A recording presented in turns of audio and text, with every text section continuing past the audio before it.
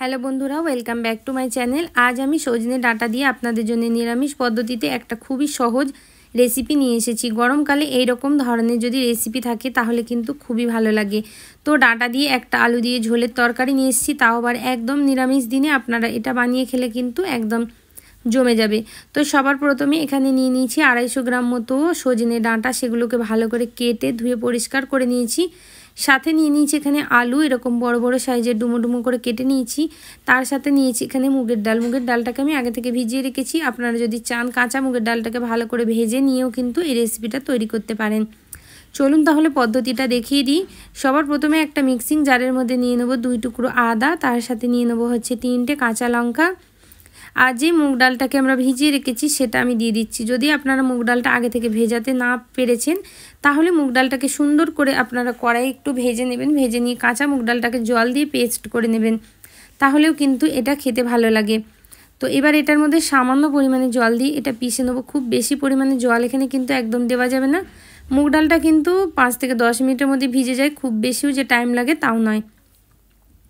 মুগ ডালের পেস্ট কিন্তু এখানে একদম রেডি হয়ে গেছে। এবার এর মধ্যে দিয়ে দেবো 1 চামচ হলুদ গুঁড়ো, আর তার সাথে দিয়ে দেবো 1 চামচ পরিমাণ নুন। এই দুটো দিয়ে খুব ভালোভাবে আমাদেরকে মিশিয়ে ফেলতে হবে। সুন্দরভাবে মেশানো হয়ে গেলে অপর দিকে একটা কড়াই গরম করে নিয়েছি। দিয়ে দেবো 2 বড় চামচ সরিষার তেল। আজকের রেসিপিটা আমি পুরোপুরি সরিষার তেল দিয়ে তৈরি করে দেখাবো আপনাদের। তেলটা দেওয়ার পরে এর মধ্যে ছোট ছোট করে বড়া ছেড়ে দেবো। আমি বড়াটা গোল তৈরি করছি না, আজকে একটু চ্যাপটা চ্যাপটা মতো বড়াটাকে তৈরি করে নিচ্ছি। আপনারা চাইলে জলটা একদমই কম দিয়ে একদম গোল গোল বড়া কিন্তু তৈরি হয়ে যাবে। যখন দেখবেন বড়ার এক সাইডটা খুব ভালোভাবে ভাজা হয়ে গেছে তখন এগুলোকে উল্টিয়ে পাল্টে একটু লালচে লালচে কালার আসা পর্যন্ত ভেজে নিতে হবে। তো এইভাবেই আমি সবগুলো বড়া ভেজে নিচ্ছি। বড়াগুলো ভাজা হয়ে গেলে তারপরে দেখাচ্ছি। একদমই একটা নতুন ধরনের রেসিপি, আশা করছি আজকে আপনাদের অনেক ভালো লাগবে। এর আগে একটা আমার চ্যানেলে ডাঁটা রেসিপি দেওয়া আছে, যেটা ছোলার ডাল দিয়ে করেছি, আপনারা সেটা অনেক পছন্দ করেছেন। তাই আমি আজকে আপনাদের জন্য একটা অন্য রকমের নিরামিষ পদ্ধতিতে নিয়ে চলে এলাম। সেম প্রসেস করে সবই বড়াগুলোকে ভাজা হয়ে গেল। এবার আমি যে আলুগুলো কেটে রেখেছিলাম ওই তেলের মধ্যেই সেই আলুগুলো দিয়ে 1 চামচ পরিমাণ নুন দিয়ে লালচে লালচে করে 50% মতো কুক করে ভেজে নেব। হাই ফ্লেম দিয়ে আপনারা একটু নাড়াচাড়া করে ভেজে নেবেন, তাহলে কিন্তু আলুটা খুব সুন্দর ভাজা হয়ে যাবে। এইভাবেই হাই ফ্লেমে আমি আলুটাকে দিয়ে খুব সুন্দরভাবে নাড়িয়ে চাড়িয়ে ভেজে নেব। তো দেখুন বন্ধুরা, এখানে আলুটা মোটামুটি আমাদের ভাজা হয়ে গেছে। একদমই লাল লাল কালার করে আমি আলুটা এখানে ভেজে নিয়েছি। এবার আলু থেকে আমি এক এক করে সব তুলে নেব তেল থেকে। আলুটা খুব সুন্দরভাবে ভাজা হয়ে গেছে।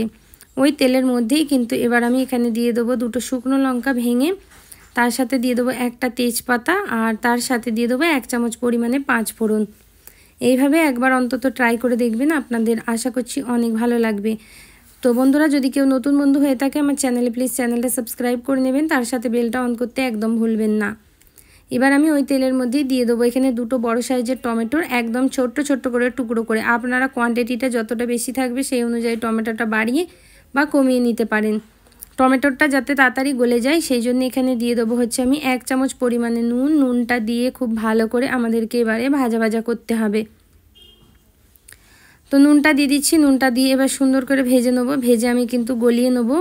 আর যখন দেখবেন টমেটোটা একদমই ভালো করে ভাজা ভাজা হয়ে গেছে, এরকম গলে গলে এসছে, তখন এর মধ্যে দিয়ে দিতে হবে সর্ষে আর পোস্ত বাটা।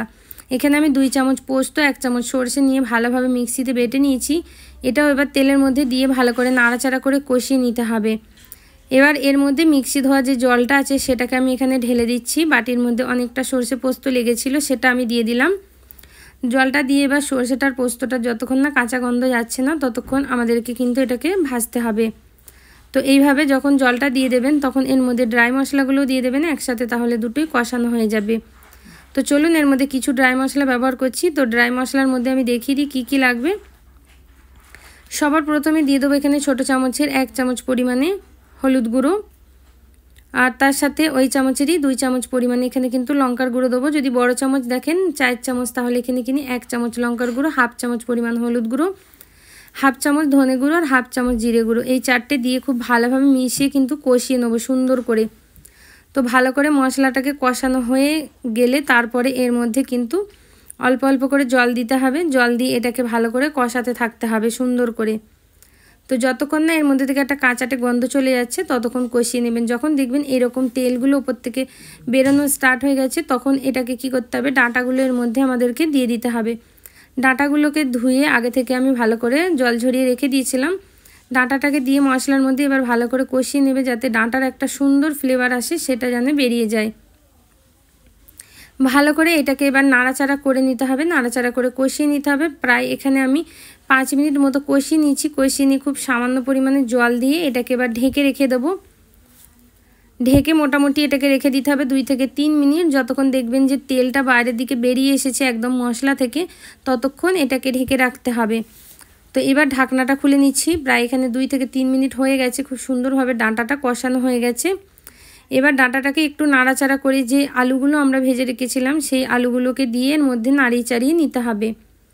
বন্ধুরা, যদি ভিডিওটা এতক্ষণ ভালো লেগে থাকে অবশ্যই একটা লাইক করে আমার চ্যানেলটার পাশে থাকবেন, চ্যানেলটা সাবস্ক্রাইব করবেন। এইরকম নিত্য নতুন রেসিপি, নিরামিষ রেসিপি পাওয়ার জন্য আমার চ্যানেলটার পাশে থাকবেন। ছোট্ট চ্যানেলটার আপনাদের সাপোর্ট করবেন, আপনারা অবশ্যই সাবস্ক্রাইব করে বেলটা অন করে দেবেন, তাহলে কিন্তু এইরকম ধরনেরই রেসিপি পেয়ে যাবেন। আর যদি আপনারা ভিডিওটা ফেসবুক পেজ থেকে দেখেন, ফেসবুক পেজটাকে অবশ্যই ফলো করে নেবেন। ডাঁটা আলু দিয়ে খুব ভালো করে আমি নাড়িয়ে চাড়িয়ে নেবো। দিয়ে এর মধ্যে এবার পরিমাণ মতো জল দিয়ে দিচ্ছি।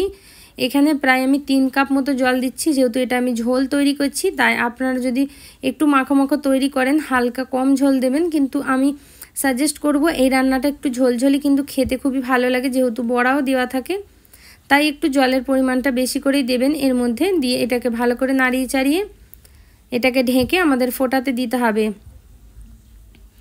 ঢেকে দিয়ে ফোটাতে দিতে হবে। তো এবার চলুন এটাকে আমি ঢেকে দিচ্ছি। এই সময় যদি নুনটা কম থাকে আপনারা নুনটাও এর মধ্যে দিয়ে দিতে পারেন। তো এবার খুলবো, যতক্ষণ না ডাঁটা আলুটা গলে যাচ্ছে ততক্ষণ পর্যন্ত। তো এখানে প্রায় 7 মিনিটের কাছাকাছি হয়ে গেছে। ডাঁটা আলুটা এবার কিন্তু ভালোভাবে গলে গেছে। তো একবার আমি চেক করে নিচ্ছি, আপনাদের দেখিয়ে দিই। দেখুন আলুগুলো ভেঙে ভেঙে গেছে আর ডাঁটাটাও কিন্তু সুন্দরভাবে নরম হয়ে এসেছে। তো যেই বড়াগুলো ভেজে রেখেছিলাম সেই বড়াগুলো এবার এর মধ্যে দিয়ে দেব। কিছুটা বড়া এখানে আমি রেখে দেবো, সেটা কিন্তু ভাজা খাওয়ার জন্যে। আর বাকি বড়াটা কিন্তু আমি এখানে দিয়ে দেবো। দিয়ে ভালোভাবে মিশিয়ে এরকম করে ডুবিয়ে ডুবিয়ে দেব।